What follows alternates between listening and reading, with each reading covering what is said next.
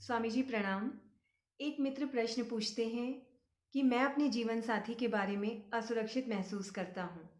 जानता हूँ कि यह भय मेरी निजी समस्या है। मेरी अधिकार करने की यह प्रवृत्ति मेरे जीवन साथी की खुशी को नुकसान पहुँचा सकती है। मैं इससे कैसे निपटूं और अपने रिश्ते को इससे कैसे मुक्त करूं? मैं सीधा सीधा उत्तर नहीं दूंगा कि आप जीवन साथी के संग क्या करें या क्या ना करें। मेरा उत्तर है, आप अपने भीतर जाएं,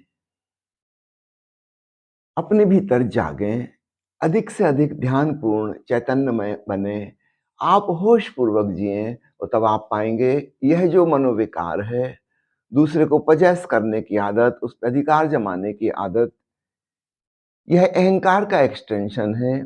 जब आप भीतर जाएंगे आपको अहंकार मिलेगा ही नहीं, और तब अहंकार के जो शाखाएं थीं, उपशाखाएं थीं, वे सब अपने आप विदा हो जाएंगी।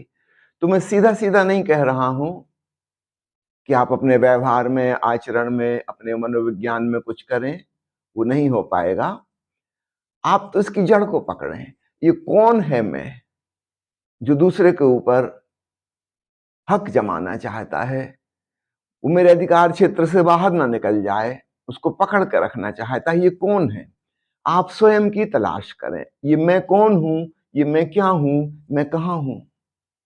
और मजे की बात है, यह मैं आपको कहीं नहीं मिलेगा और समस्या से मुक्ति हो जाएगी। तो सीधा सीधा हमने दूसरे के साथ नहीं कुछ किया, ना ही अपने मन के साथ कुछ किया।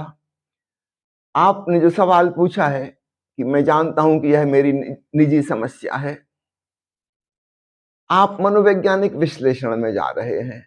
शायद आपने साइकोलॉजी की कुछ किताबें पढ़ ली होंगी, लेकिन इससे हल कुछ नहीं होगा। वो जो मनोविज्ञान की पुस्तकें लिखने वाले लोग हैं, वो भी इसी प्रकार की समस्याओं से पीड़ित हैं। उनकी अपनी समस्या भी हल नहीं हुई है। आप तो उस मैं को खोजो जो अधिकार जमाना चाहता है।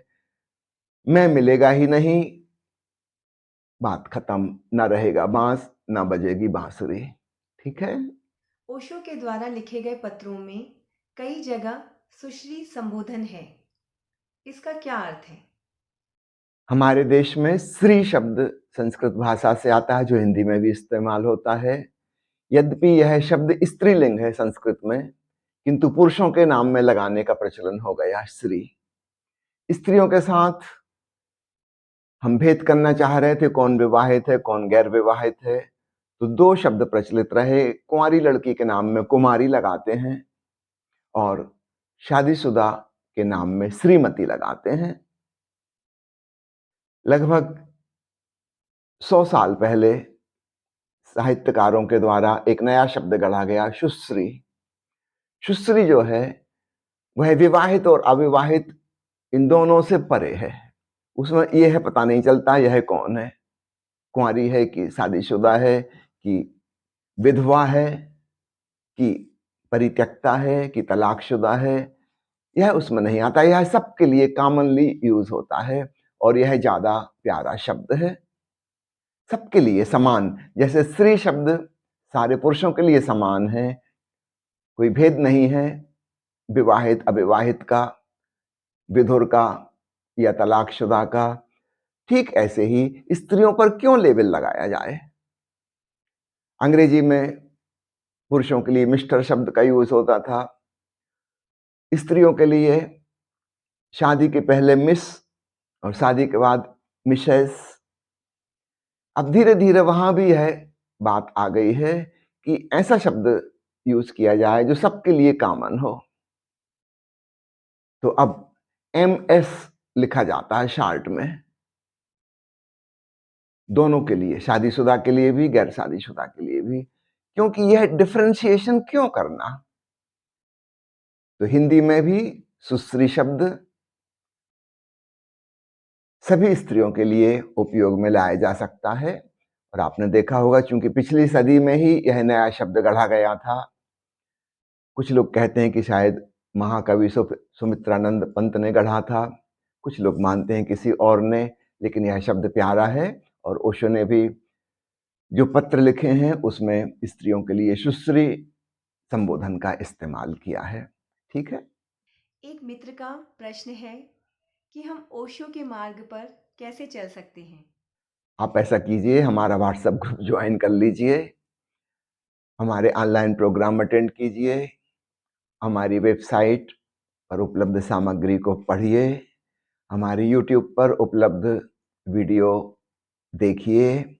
आप धीरे धीरे धीरे ओशो के मार्ग पर चलने लगेंगे।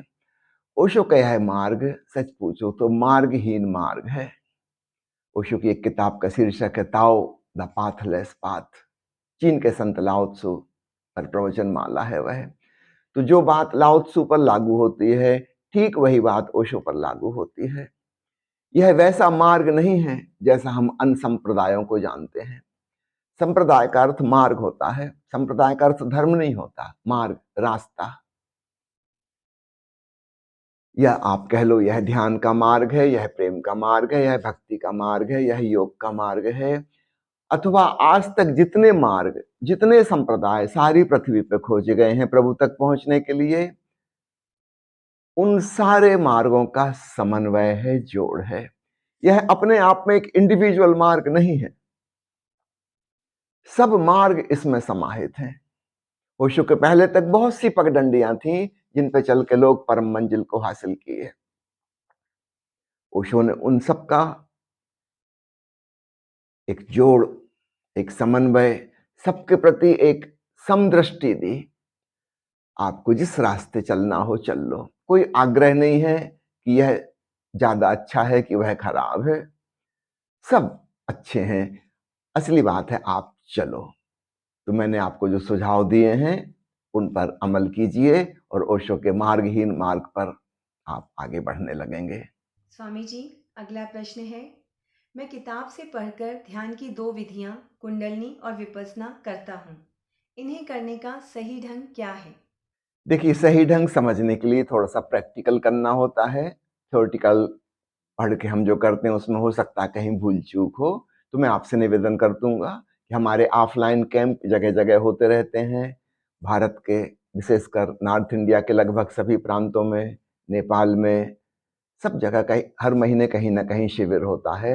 आप उसमें आ जाइए ताकि आप प्रैक्टिकल देख सकें, डेमोन्स्ट्रेशन और कर सकें। ठीक है।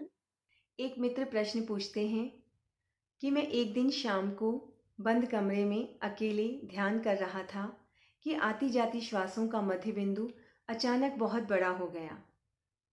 मुझे एक अंधेरी खाई दिखने लगी और ऐसा प्रतीत हुआ जैसे मैं शरीर से बाहर होने वाला हूँ।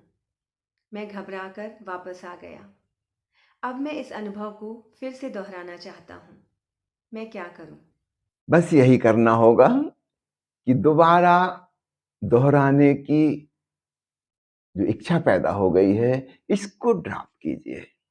पहली बार जब हुआ था, आप कुछ एक्सपेक्ट नहीं कर रहे थे, आपके भीतर कोई अपेक्षा ना थी कि ऐसा हो जाए और वह प्यारा अनुभव हो गया। स्वाभाविक है, पहली बार जब इतना प्यारा अनुभव होता है हम डर जाते हैं, घबरा जाते हैं, यह भी स्वाभाविक है, इसको स्वीकार कर लीजिए। फिर हम तरसते हैं कि दोबारा हो जाए, लेकिन जब तक हम तरसते रहेंगे वो नहीं होगा, क्योंकि हमारे मन में एक्सपेक्टेशन आ गई, अपेक्षा आ गई। हम इंतजार कर रहे हैं कि वो हो, और वो होता है रिलैक्स होने में, और जब हम इंतजार कर रहे हैं तो हम टेंशन में आ गए, हम कह रहे हैं अभी तक नहीं हुआ, अभी तक नहीं हुआ, फिर वो नहीं हो पाएगा।